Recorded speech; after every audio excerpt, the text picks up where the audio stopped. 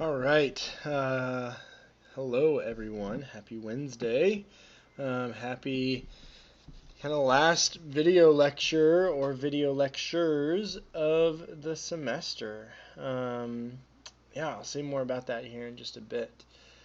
Typically, what I like to do on this kind of like last day, on this kind of like last kind of course wrap up day, is to really appreciate the scope of everything that we've done throughout the semester. Okay, and and I know that it's been one of the most crazy semesters that maybe any of you have ever experienced. It's certainly one of the most crazy semesters I've ever experienced. And I know it's been frustrating. I know it's been challenging. I know it's been hard. But I hope that kind of like by going through what I'm about to go through, we're able to kind of like remember and recognize how much we've actually done. Remember and recognize how much we've actually accomplished over the last 15, 16 weeks together, because it's been a lot. Okay? And so I just kind of want to just work through and just kind of walk through again, remembering where we even started back in January to where we are right now. Okay?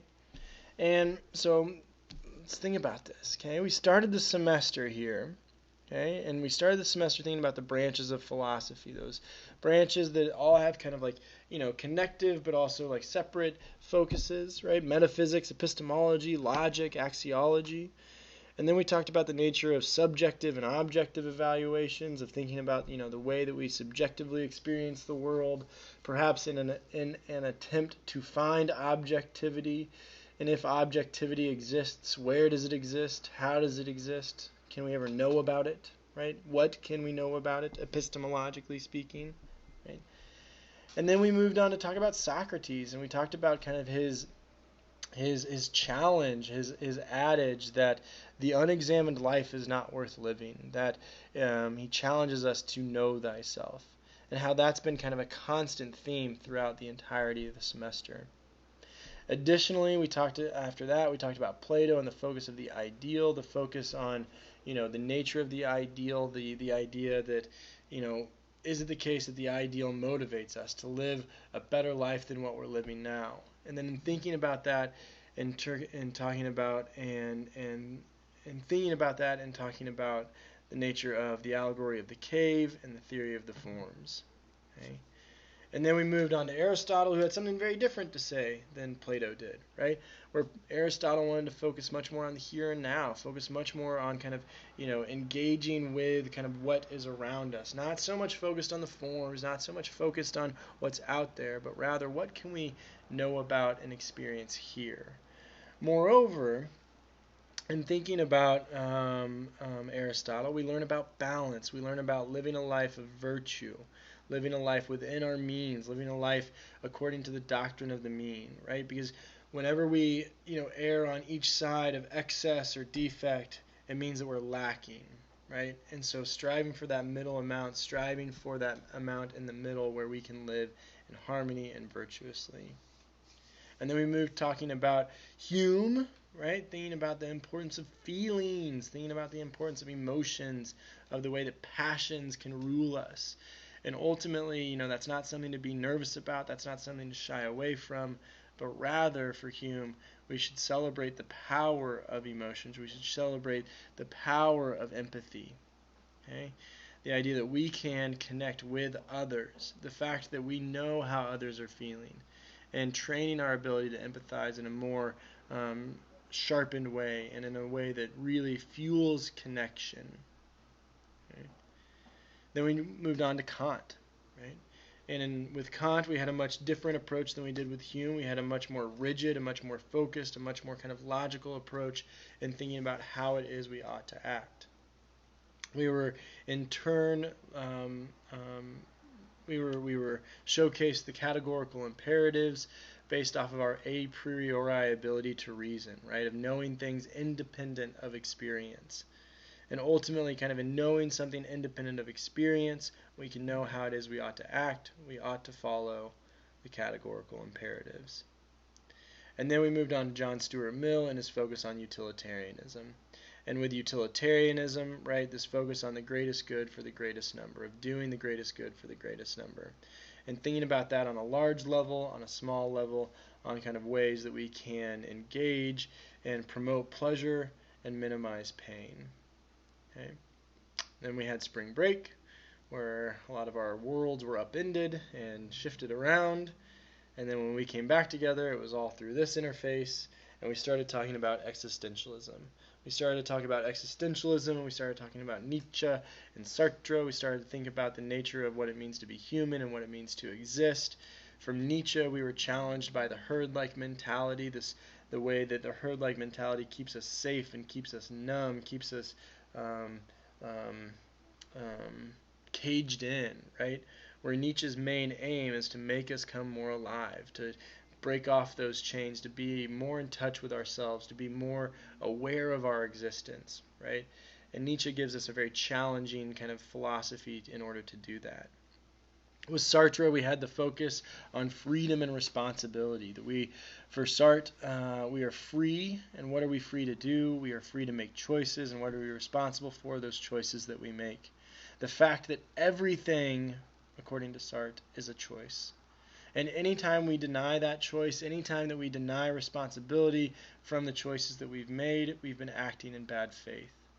And perhaps to live a more authentic life, to live a life of authenticity, to live a life of existential awareness, means to take on that responsibility. It means to take on kind of that outlook and that freedom.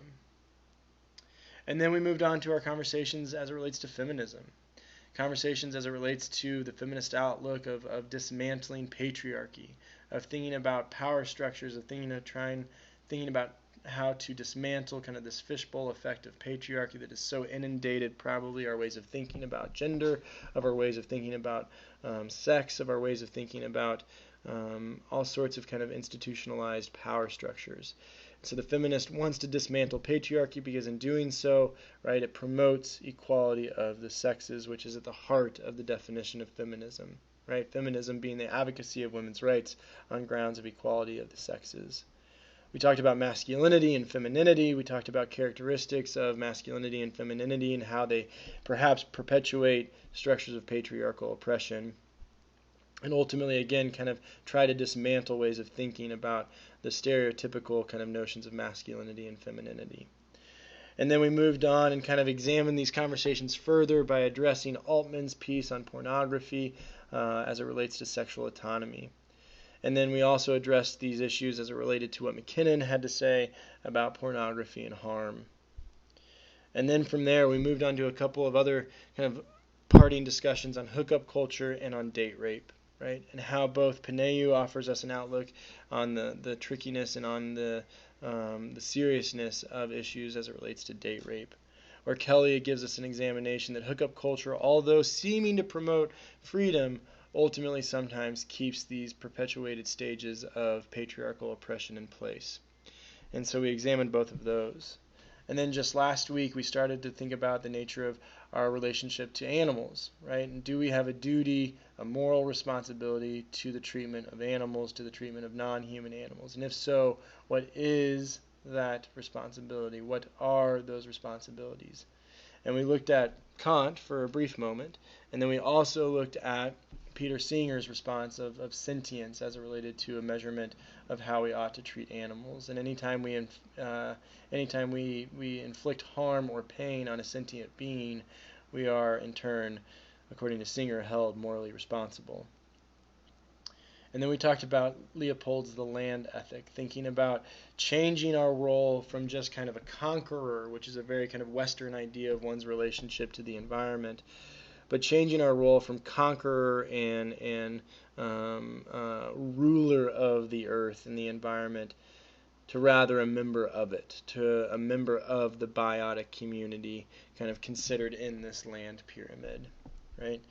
And then with that, on Monday, we talked about Wellman and his focus on world hunger, and using that kind of outlook of world hunger as it relates to connecting these pieces of, do we have a duty to help those in need? Okay, and Wellman claims absolutely we do, right? And you all remember his article from Monday. So we've done a lot. Okay, we have absolutely covered so many topics. engaged in so many topics.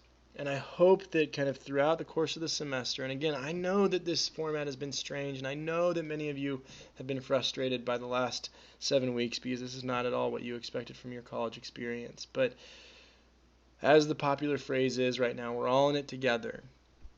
And I hope that kind of through this class and all your other classes, but of course this class, I hope that as we reflect on all of these topics, frankly, you can be proud of what we've studied. You can be proud of kind of having new ways of thinking about all sorts of different avenues.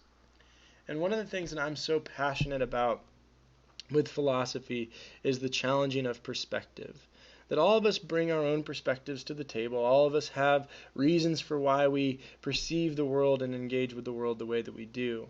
But it's my hope that in studying philosophy, and even this class and maybe another class in the future, if I'm so lucky to see you again in another class, but it's my hope that this class and other classes in the future challenge those perceptions, challenge that perspective, okay? Because that's what philosophy is challenging our perspective, of seeing that maybe the world could be otherwise than we conceive it to be, and seeing why it might be worthwhile to engage in alternative perspectives. And so as you move forward, as you leave this class, I am proud of you all. I thank you all for being adaptable to this format, and I wish you all the absolute best in your future endeavors. I hope that your summer goes well. I hope that kind of classes, if you're starting them back up in the fall, start easy and they seem more familiar being in the classroom. But I wish you the absolute best. Thank you so much for, again, being adaptable to this format. Good luck to you all. Cheers.